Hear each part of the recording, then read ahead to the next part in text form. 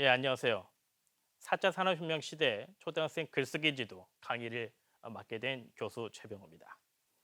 이번 강의에서는 의학 도깨비, 도서의 기본적인 정보 및 도서의 내용에 대해 분석해 보고 도서에서 말하고자 하는 의도를 파악해 볼 예정입니다. 또한 이를 통해서 자신만의 독후감 전략을 수립하여 초등학생 아동에게 독후감 글쓰기를 지도하는 방법에 대해 익혀볼 예정입니다. 네, 반갑습니다. 4차 산업혁명 시대 초등학생 글쓰기 지도 지금부터 시작하겠습니다. 제가 첫 번째 준비한 책이 하나 있습니다. 의학 도깨비다. 독특한 책이죠. 자, 이 책을 가지고 우리가 어떻게 글쓰기를 잘할 수 있을까? 그 얘기를 좀 해보려고 합니다.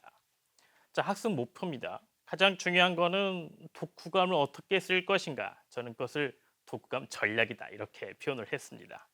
그래서 제가 여러분한테 여러 방법을 알려드릴 텐데 그것은 사실 중요하지 않죠. 왜냐하면 여러분만의 비법을 스스로 개발하는 게 중요합니다. 자, 그걸 가기 위해서 제가 여러분에게 도움을 주는 것이죠. 자, 책 한 권에 제가 두 가지를 분류해서 친절하게 설명을 드리겠습니다. 자, 첫 번째, 제가 전체 도서에 대한 얘기를 좀 설명을 드려야 되겠죠. 그리고 전략적인 이야기 같이 포함을 하겠습니다. 자, 책 제목이요. 의학 도깨비다. 이렇게 말씀을 드렸잖아요.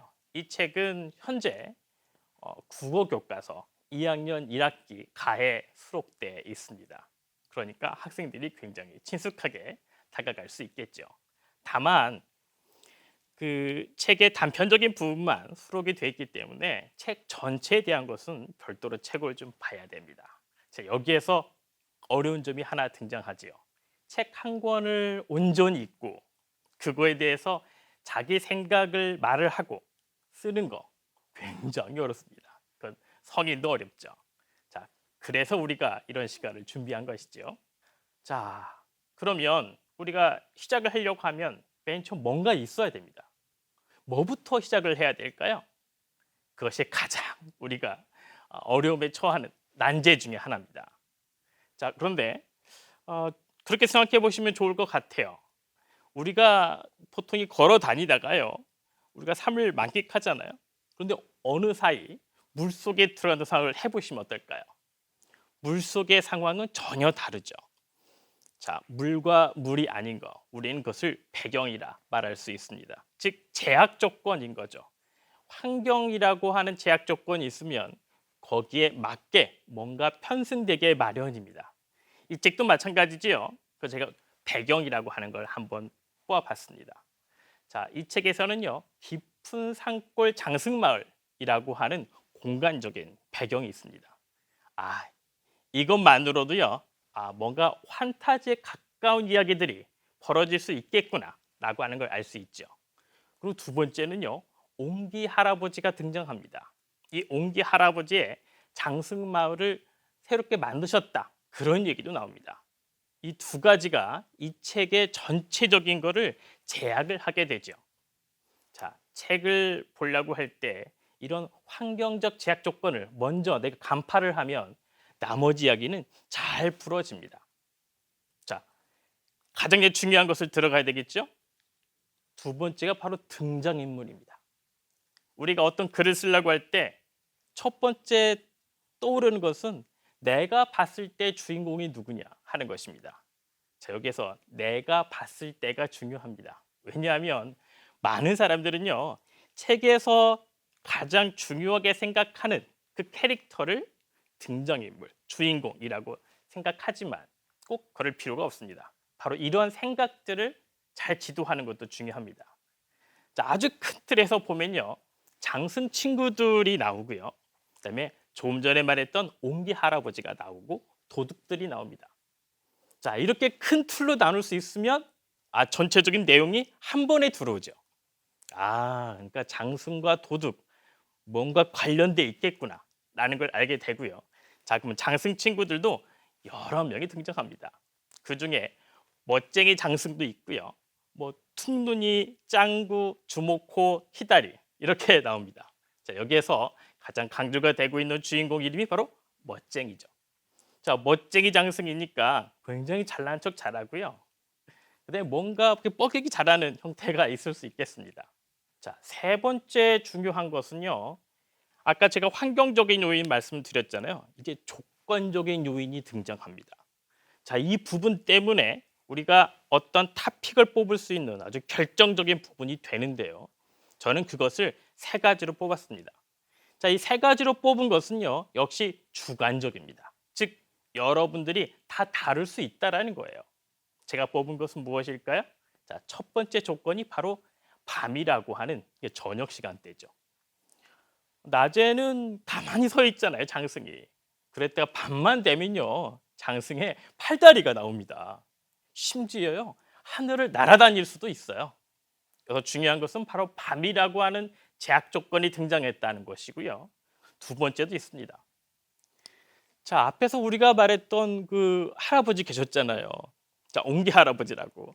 자, 그분이 이 마을을 만드셨는데, 자, 이분이 뭐라고 하냐면 그 장승 친구들이 마을을 만약에 수호하지 못한다면 밤에 팔다리와 하늘을 날아다닐 수 있는 그런 혜택이 사라질 것이다 라고 말씀을 하신 겁니다. 굉장히 무섭죠. 반드시 마을을 수호해야 되겠죠. 그리고 마지막에 자, 이제 밤이 아니고 이제 아침이 되기 전에 원래 위치로 돌아가야 된다. 만약에 그렇지 않으면 자, 저녁이 되면 팔다리가 생기고 하늘을 날아다닐 수 있는 그 부분이 사라진다라고 말을 했습니다. 굉장히 중요한 포인트죠. 자, 이러한 제약 조건 세 가지가 맞물리면서 독특한 에피소드가 탄생하게 되는 것이죠. 자, 이런 부분들을 잘 뽑을 수 있다면 우리는 아이들한테 제대로 된 지도를 할 수 있는 상황이 되는 것이죠. 자, 그러면 이제 실제 내용을 한번 좀 들어가 보려고 합니다. 저는 그 내용을 보고 나서요. 에피소드를 한 두 개쯤 뽑을 수 있겠다라고 생각이 들었어요.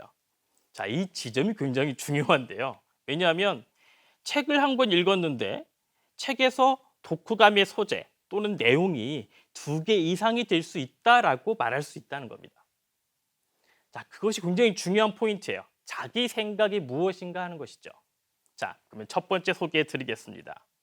자, 장승 친구들이요, 저녁에 돼서 막 숨바꼭질을 합니다. 그런데 멋쟁이 장승이 아까 있었잖아요. 잘난 척하니라고 시간 가는 줄 몰랐던 거예요. 그랬다가 아침이 되기 전에 돌아가야 되는데요. 못 돌아간 겁니다. 너무 잘난 척을 하다가 때를 놓쳤다. 바로 우리 실기라고 표현을 하죠. 자, 엄청난 사건이 발생한 겁니다. 자, 저는 그것을 뭔가 실기라고 하는 것은 초등학생 아이들한테 굉장히 중요한, 성인도 무척 중요합니다. 자, 그런 것이 아닐까? 그걸로 뭔가 문제를 풀어갈 수 있겠구나라고 생각할 수 있다는 거죠. 자, 두 번째입니다. 사실 이 책은 제가 말했던 앞에 첫 번째 이야기보다는 두 번째 얘기에 좀 포커스가 두고 있는 게 사실입니다. 자, 아까 도둑들이 있다고 그랬잖아요. 이 도둑들이요, 멋쟁이 장승을 트럭으로 납치를 합니다.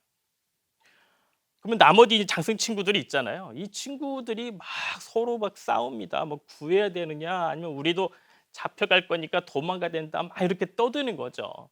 그럴 때 이 마을을 지키지 못한다고 하면 너희들이 받았던 그 특혜는 사라질 것이다 라고 말했던 것이 떠오르죠.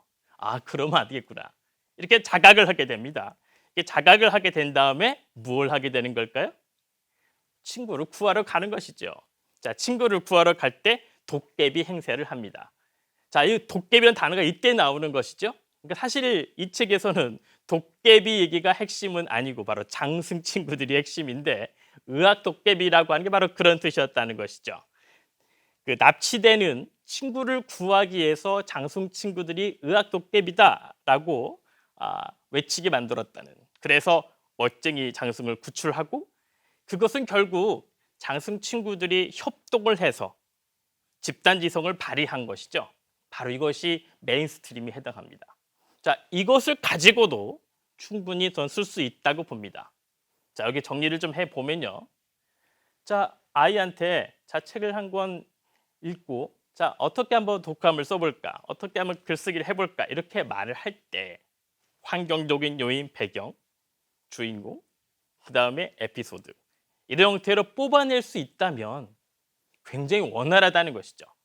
근데 이런 것 없이 그냥 막 달려간다고 하면 굉장히 어려워요.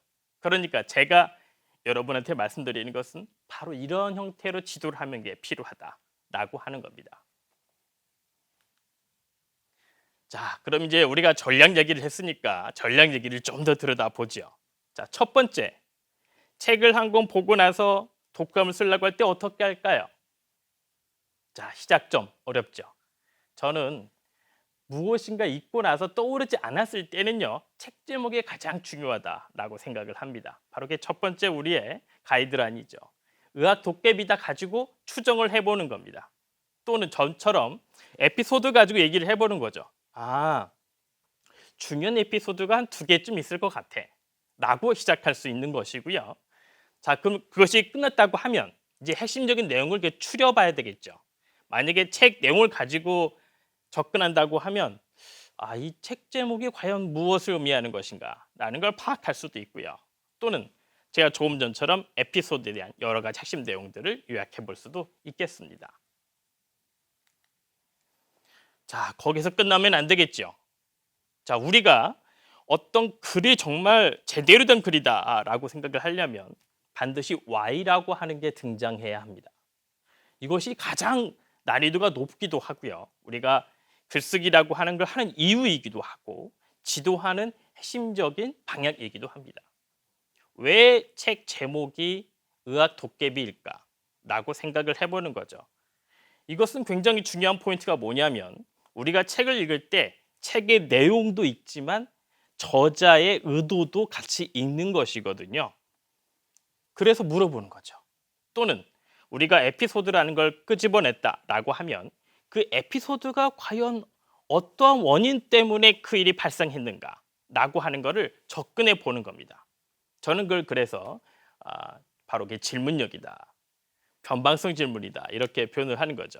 우리 변방성이라는 말을 흔히 들어보지 않을 텐데요. 우리가 보통 주류성이라고 표현을 하죠. 그런데 정말로 이 질문력이라는 게 중요해지려면요, 남들이 하지 않는 질문을 해야 되거든요. 저는 그런 뜻으로 변방성 질문이라 얘기를 했습니다.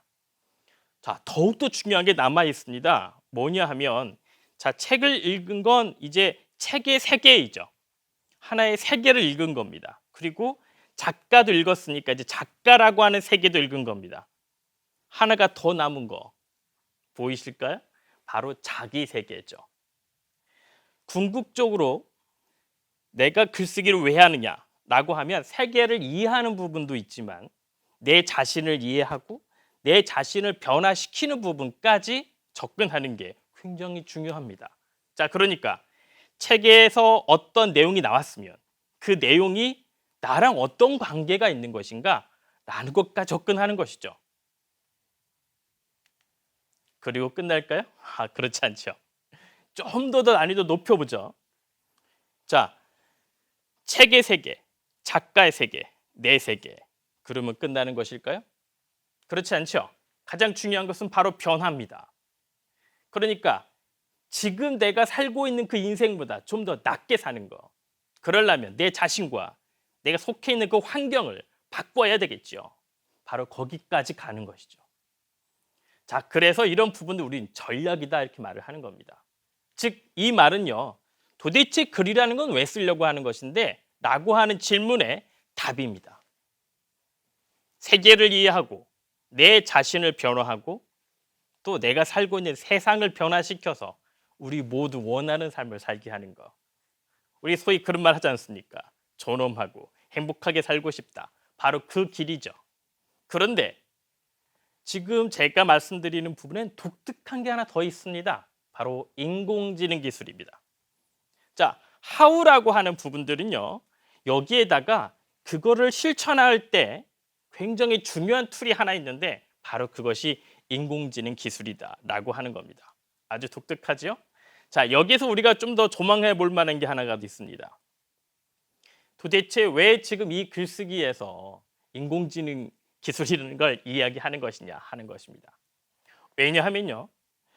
우리가 지금 와 있는 시대는요. 이미 4차 산업혁명이라고 하는 시기에 와 있어요. 그것이 끝난 것이 아니라 이제 시작 지점에 와 있는 겁니다. 자, 그러면 그 시점에 가장 중요한 역할을 하는 기술이 바로 인공지능 기술이죠. 그래서 심지어는요. 요즘에 글쓰기 대회에서도 그런 거 많이 나옵니다. 4차 산업혁명과 관련해서 글쓰기를 해보자라고 하는 것도 나오게 되는 거죠. 자, 그런 부분들을 우리는 접목해 보자고 얘기를 하는 겁니다. 자, 그래야만이 우리가 접근할 때 상당히 용이한 부분이 있을 수 있겠습니다. 자, 1차 시는 여기에서 마무리하도록 하겠습니다.